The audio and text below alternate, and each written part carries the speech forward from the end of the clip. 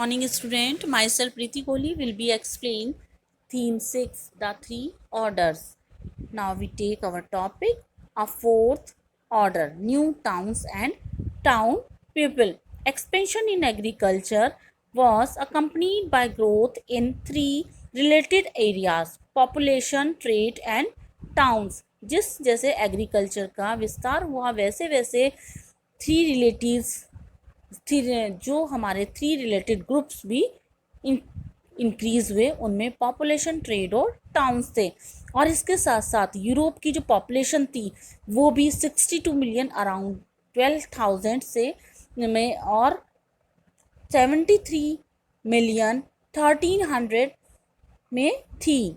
और इसके साथ साथ जब आप लोग जानते हैं कि जैसे जैसे पॉपुलेशन इंक्रीज होगी तो 13th सेंचुरी तक उसका जो उनकी एवरेज पॉपुलेशन थी वो एक्सपेक्ट करती थी कि 10 ईयर्स लॉन्गर्स तक वो लोग 8th सेंचुरी में उन लोगों ने ये एक्सपेक्टेशन की कि यहाँ पर 10th सेंचुरी तक या 8th सेंचुरी तक वो लोग इसमें ज़्यादा हो जाएंगे, और उनकी एक्सपेक्टेशन भी और ज़्यादा इंक्रीज़ हो रही थी। वोमेन और गर्ल्स जो जितनी भी थी वो शॉर्टर लाइफ स्टाइल जो उनका था वो मैन से कम था, because the latter are better food, क्योंकि वो लोग बाद में अच्छा भोजन खाते थे।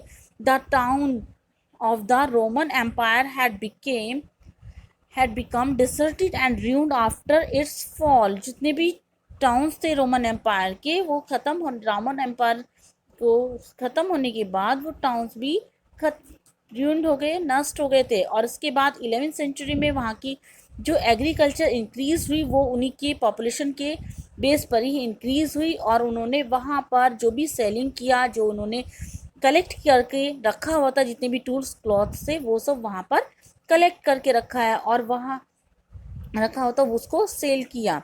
और इस तरह से जो ग्रोथ थी, periodic fairs and small marketing centre which gradually develop town like features, a town square, a church, road were merchant built shops and homes, and office were those who governed the town could meet।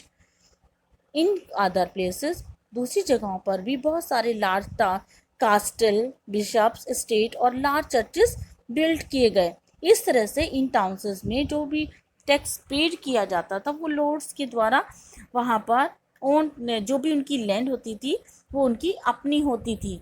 और towns को air makes free, towns air. अभी यहाँ पर towns में जितने लोग भी आए उनका मानना था, ये कहावत थी कि टाउन्स एयर मेक्स फ्री, जो शहर की हवा है वो लोगों को फ्री कर देती है।